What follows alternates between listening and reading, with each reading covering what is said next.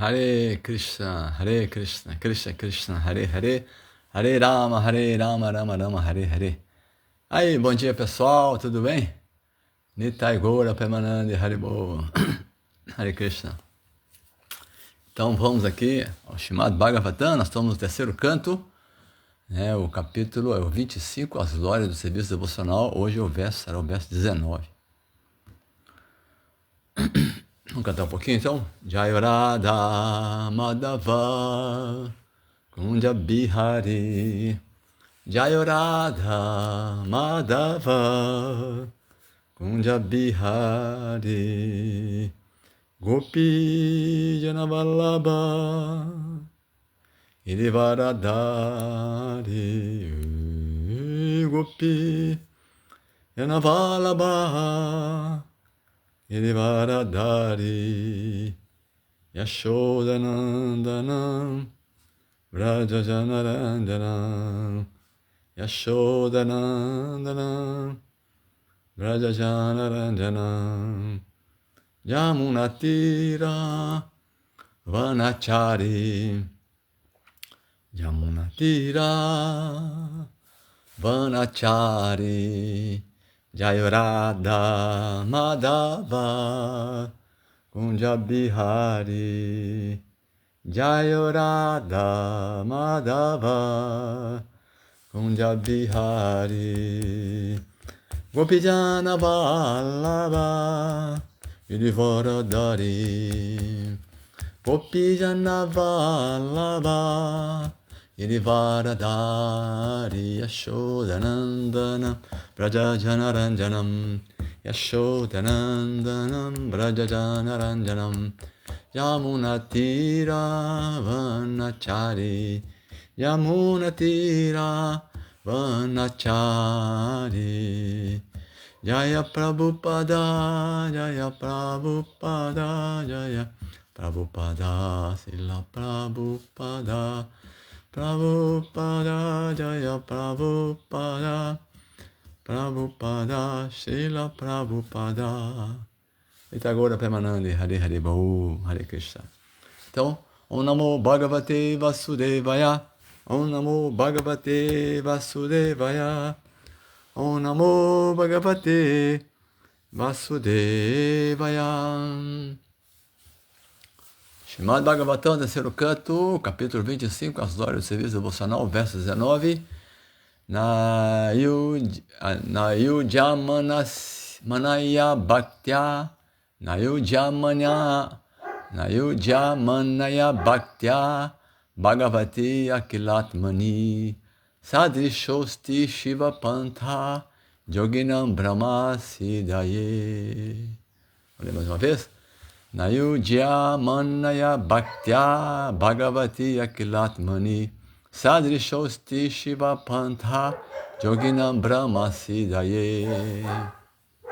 Tradução e significado dado por sua divina graça, Srila Prabhupada Ki Jai.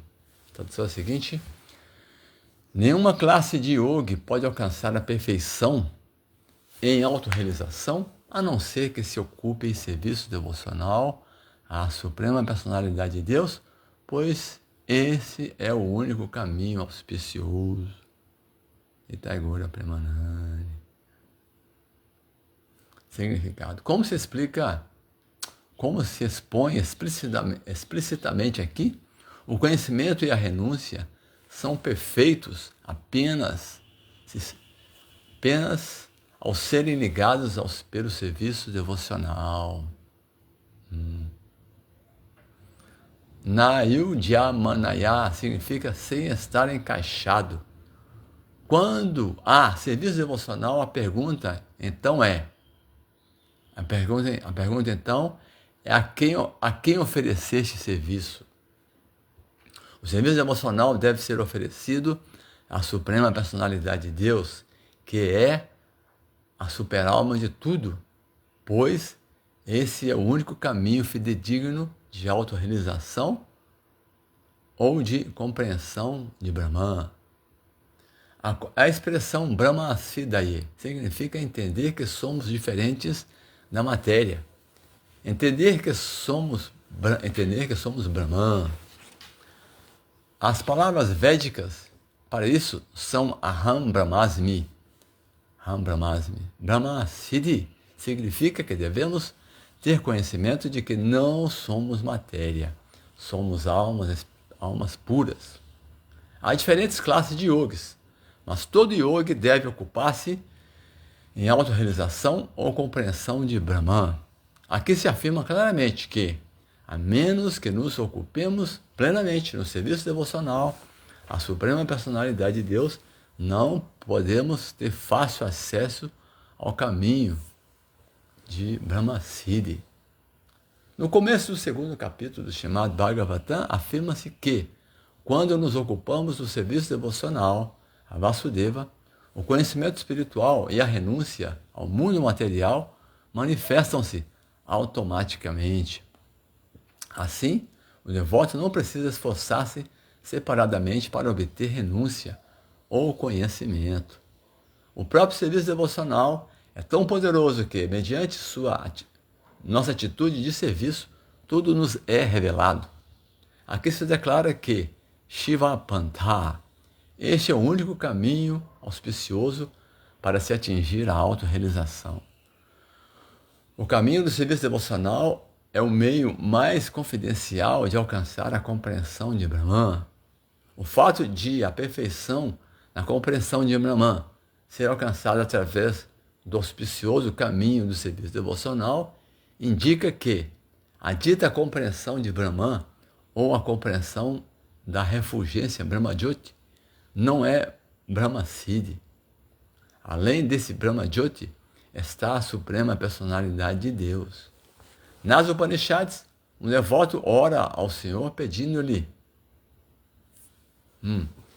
obséquio de afastar a refulgência Brahmajyoti para que ele possa ver dentro do Brahmajyoti a verdadeira forma eterna do Senhor. Se não chegamos à compreensão da forma transcendental do Senhor, não há possibilidade de Bhakti. Bhakti supõe a existência do recipiente do serviço devocional e do devoto que presta serviço devocional. Brahma Siddhi, através do serviço devocional, é a compreensão da Suprema Personalidade de Deus. A compreensão dos raios refulgentes do corpo da divindade suprema não é a fase perfeita de Brahma Siddhi, ou compreensão de Brahman. Tampouco a compreensão do aspecto Paramatma, da pessoa suprema, é perfeita, pois Bhagavan, a suprema personalidade de Deus, é Akhilatma. Ele é a super-alma. Quem compreende a personalidade de Deus, quem compreende a personalidade suprema, compreende os outros aspectos, a saber, o aspecto Paramatma e o aspecto Brahman. E essa compreensão total é Brahma Siddhi. Srila Prabhupada que é. Srila Prabhupada é o néctar, né? Om Gyana Timirandasya Garanjana Shalakaya Chakshuru Militandjana Tasmai Shri Gurave Namaha Namo Vishnu Padaya Krishna Prestaya Bhutale Simante Hridayananda Goswami Shinamene Namaste Guru Hansaya Paramananda Medase Prabhupada Prabodaya Sasidanta Nashi Namo Vishnu Padaya Krishna Prestaya Bhutale Simate Bhakti Vedanta Swami Tinamini Namaste Saraswati Devi Guravani Pracharini Nirvishesha Shunyavadi Paschatya Deshatarini Nayodhya Manaya Bhaktya Bhagavati Akilatmani Sadrisho Sti Shiva Pantha Yoginam Brahma Siddhaye. Nenhuma classe de yogi pode alcançar a perfeição em autorrealização, a não ser que se ocupe em serviço devocional à Suprema Personalidade de Deus, pois esse é o único caminho auspicioso. Interessante, né? Muito legal. O significado de Prabhupada também é incrível, né? Porque a pessoa pode falar assim, Brahma Siddhi, a perfeição do Brahman, eu vou realizar o Brahmajyoti. Isso não é a perfeição. Quem só vai até o Brahmajyoti acaba caindo. Não tem jeito. Porque a alma é Satchit Ananda. Quando a pessoa atinge o Brahmajyoti, ela realiza que ela é eterna. Que ela é uma alma, né? Eterna. Ela realiza Sat, o aspecto Sat, da verdade absoluta. Mas a verdade absoluta completa é Satchidananda. Então a alma, ela é constituída de Satchidananda, de eternidade, conhecimento e bem-aventurança. Então, se não tem reciprocidade devocional, o Brahma Jyoti, embora é um alívio das misérias materiais, mas não tem o serviço prático, o serviço devocional não existe. Por isso que Prabodhananda Saraswati, ele falou que assim como primeiro ele falou que a elevação aos planetas celestiais, viver com os deuses, os planetas celestiais, isso para o devoto é uma fantasmagoria, é uma fantasmagoria. Todo mundo, planetas celestiais, maior desfrute. O devoto, que isso? Né? O que essa pessoa está fazendo aqui? Todo mundo em Maia. Porque é Maia ainda. Embora seja piedoso, mas é Maia. Então, para o devoto é a fantasmagoria. E a elevação ao Brahma Jyoti, para o devoto é pior ainda. É infernal. É infernal. Porque ficar no Brahma Jyoti como uma centelha espiritual, sem se ver a Krishna, para o devoto isso não tem nada a ver. É infernal. Porque, pelo menos nos planetas celestiais já tem Maya, mas tem atividade. Mas nos Brahma Jyoti você não tem atividades materiais, imagina. Não tem nada. E a alma é ativa. Por isso que quem vai ao Brahma Jyoti, os yogis que atingem o Brahma Jyoti, que não são devotos, né? Porque fala assim, se a pessoa não tem mais conexão de suas austeridades, sua meditação com o serviço devocional, a suprema personalidade de Deus, ele pode até atingir o Brahma Jyoti, se conseguir, que não é tão fácil, mas ele vai acabar caindo, porque ele vai querer atividades. O Prabhupada fala que esses yogis que atingem o Brahma Jyoti, eles voltam, e aí são pessoas piedosas, assim. Aí eles são filantropos piedosos, né? Eles abrem orfanatos, creches, asilos, lugar de distribuição de alimentos, hospitais. Mas isso é material, cara. Porque a pessoa é piedosa, então ela quer ocupar em atividade, e no Brahma Jyoti não rola nada. Tudo mal paradeiro lá, Brahma Jyoti. Então, por devoto é fria. E aqui no verso, né? Nenhuma classe de yoga pode alcançar a perfeição em autorrealização, a não ser que se ocupe de serviço devocional, a suprema personalidade de Deus, pois esse é o único caminho auspicioso. Esse verso é algo com relação a isso, um verso que corrobora esse verso chamado Bhagavad, outro verso chamado Bhagavad, é o verso falado por Shukadeva Goswami Maharaj. Esse também foi falado por Shukadeva Goswami. Aqui é a conversa de Kapila Deva com a mãe Devahuti, a sua mãe Devahuti. Então, mas quem está narrando é Shukadeva Goswami. Mas Shukadeva Goswami falou outro verso assim, como é? A kama sarva kama va moksha kama udara dei trivena bhakti yogena jajeta purusham param. A kama sarva kama. Quer você não ter nenhum desejo, né? Que não desejo. É um devoto, só o devoto que não tem desejo, né? Bhukti Mukti Siddhikam Shakaleya Shanta Krishna Bhakta Niskam Ataeva Shanta. O devoto não tem desejo. Então, Bhukti Mukti Siddhikam. Bhukti são os materialistas, né? Ou então os karmas mesmo. Karma Yoga. Karma Yoga também tem desejo.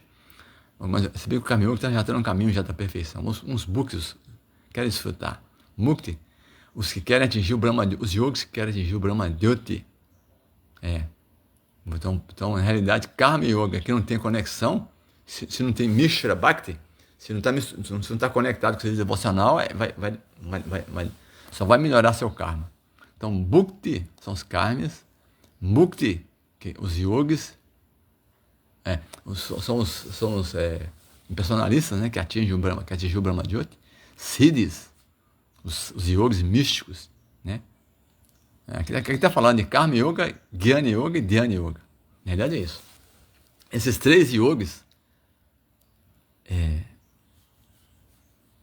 Shakaleya Shanta, estão cheios de ansiedade. Shakaleya Shanta, cheio de ansiedade. Porque estão buscando alguma coisa nesse mundo ainda, perfeições.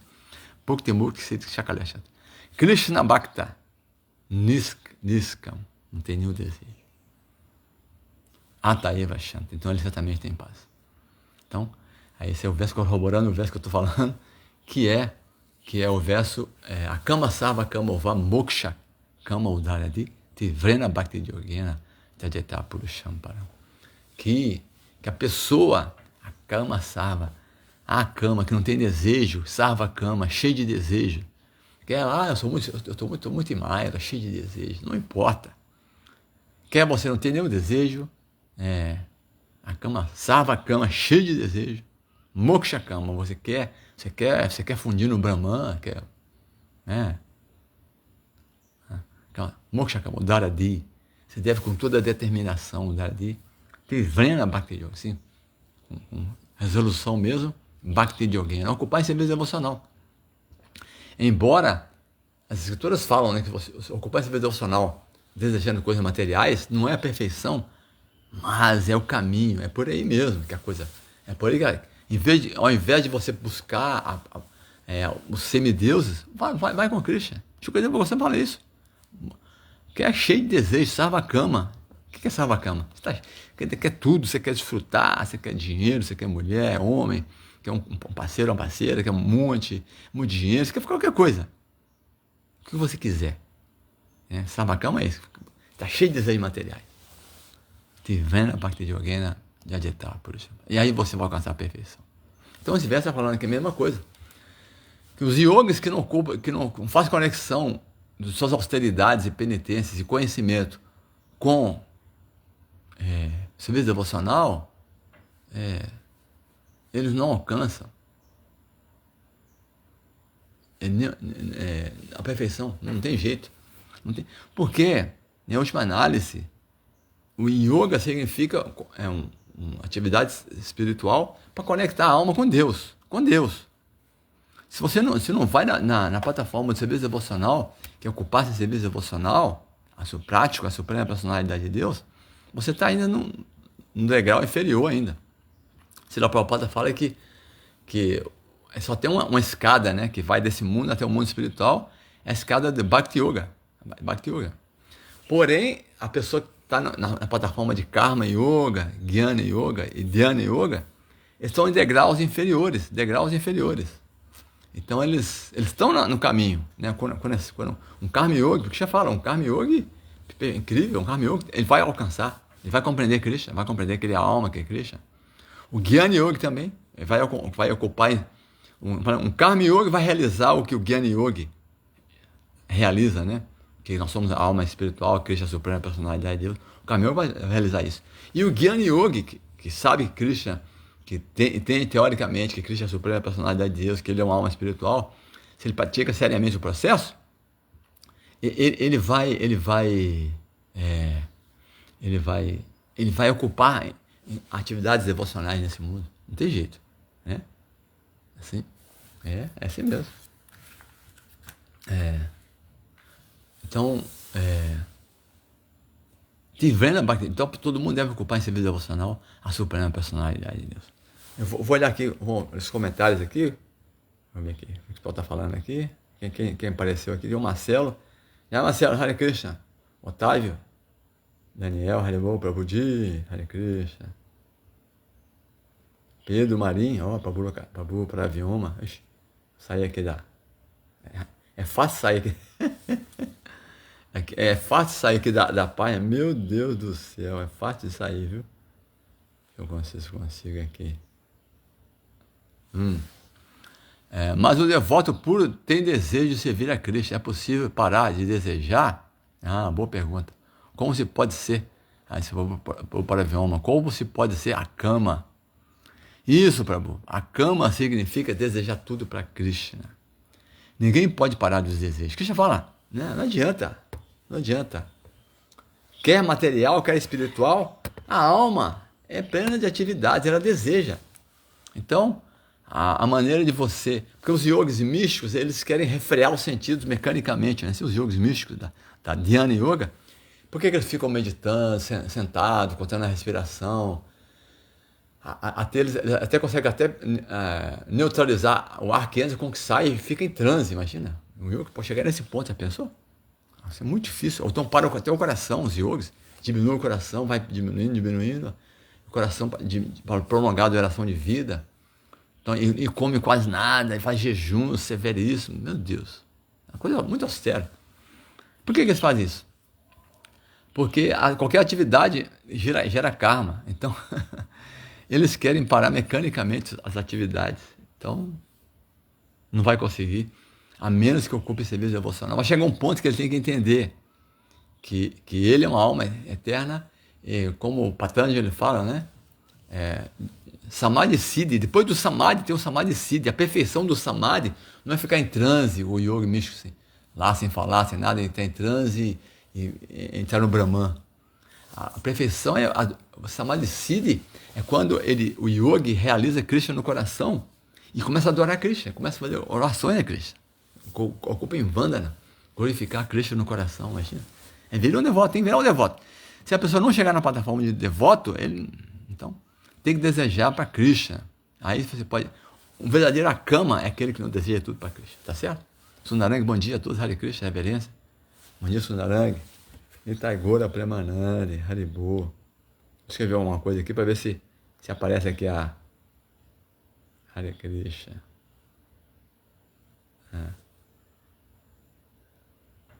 Eita. Comentários. E respostas. Comentários ao vivo. Então, Superang, Marcelo Magalhães. Teria como se fundir em Krishna pelo serviço devocional? Sim. Porque o Brahma Jyoti, o Marcelo, está dentro de Krishna, tudo está dentro de Krishna. Mas só que não é uma posição muito exaltada, né? O próprio demônio Shishupala, quando Krishna já nasceu ofendendo Krishna, né? Quando um bebezinho, a primeira palavra que ele falou, já xingou Krishna. Já pensou? Então o demônio, a primeira palavra que ele falou não foi papai nem mamãe, não. Foi uma ofensa a Krishna. Já pensou que coisa terrível? E Krishna foi tolerando esse cara. Krishna até queria matá-lo, e aí a mãe dele falou, não, meu filho, não sei o que. Krishna falou, tá bom, eu vou começar a contar agora.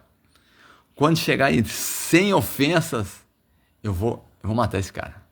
Aí a mãe dele falou assim, vai demorar, então não vai nem chegar nisso. Mas porque foi contando.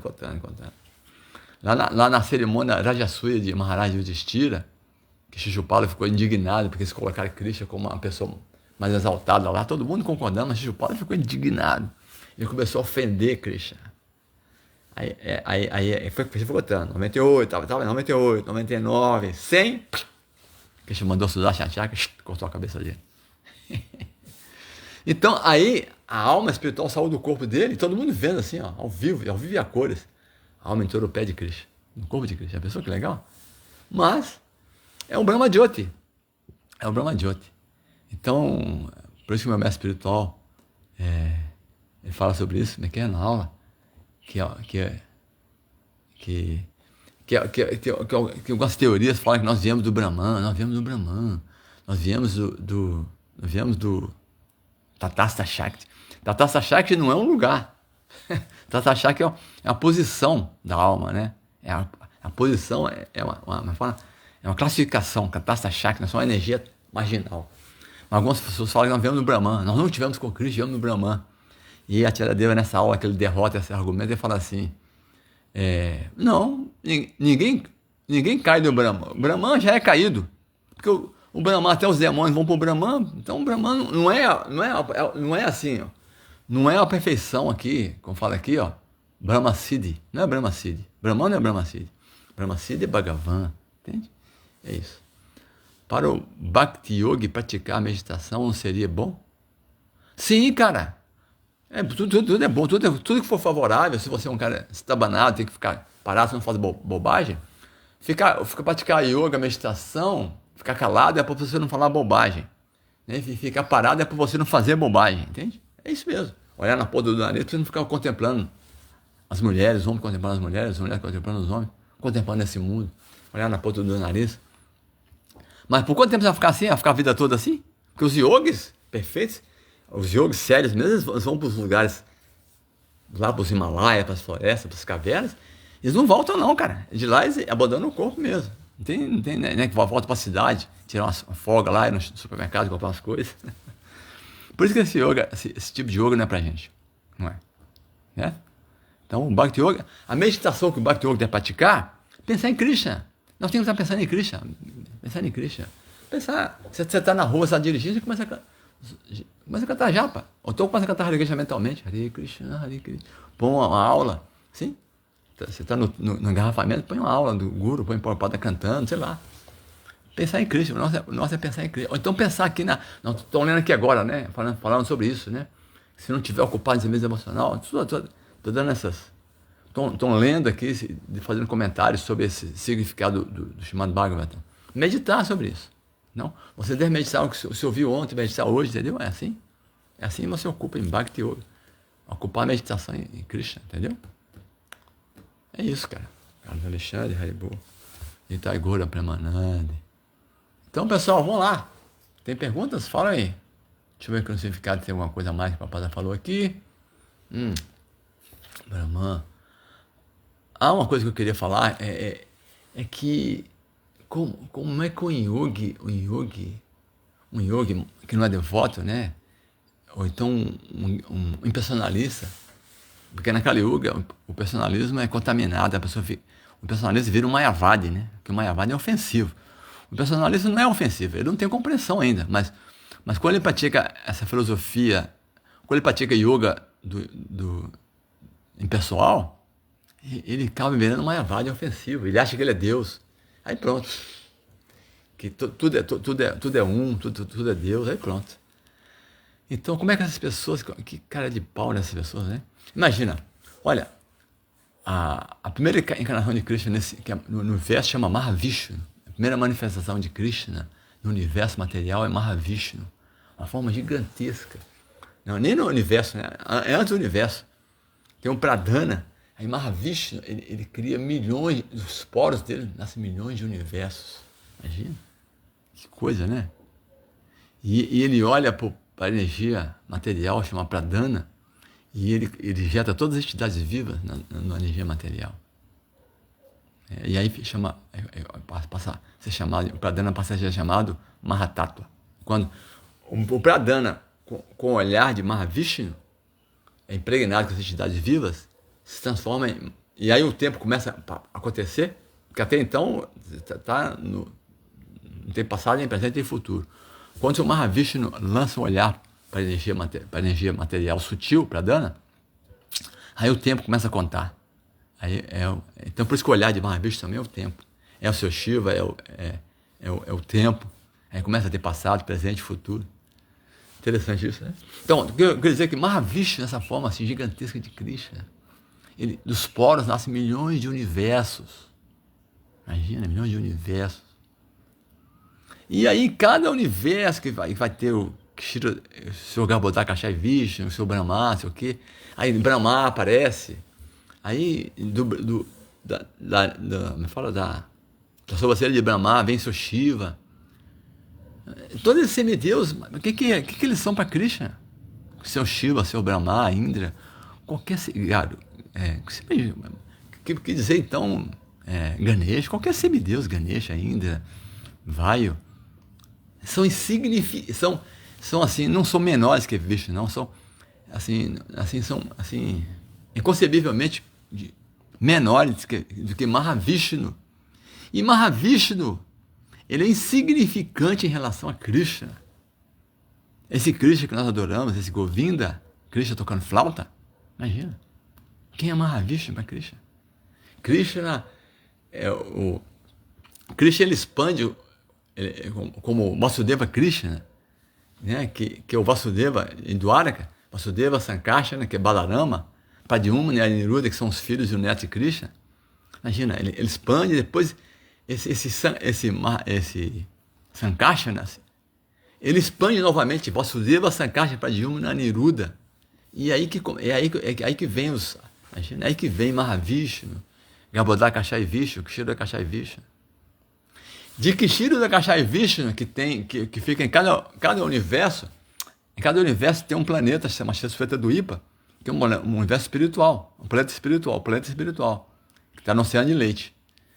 É desse Kshira Kashai Vishnu que vem todas as encarnações, Ramachandra, Nrsimhadeva, Vamanadeva, Todas as encarnações de Krishna, você imaginar, de Vishnu, vem desse Kshira Dakshai Vishnu, que é uma expansão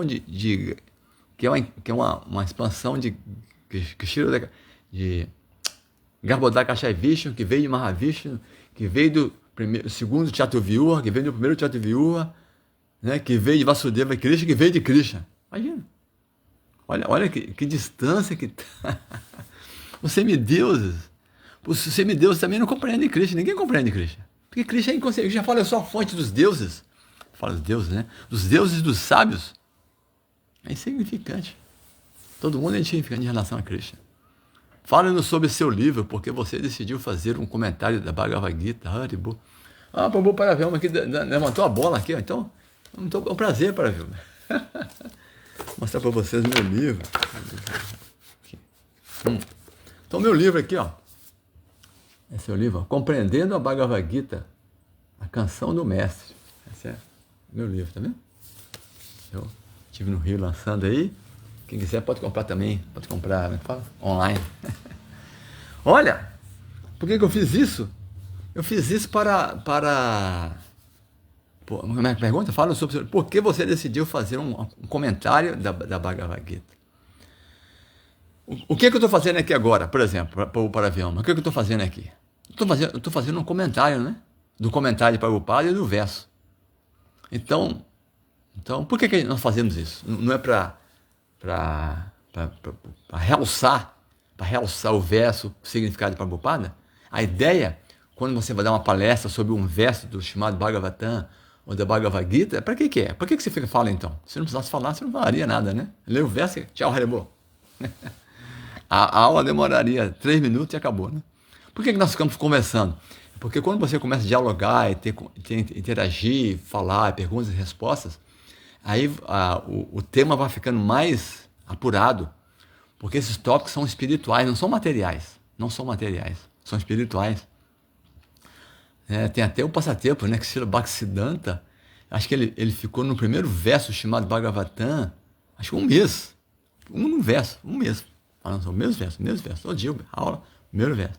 Chamado Bhagavatam, 1. Amanhã, chamado Bhagavatam, 1.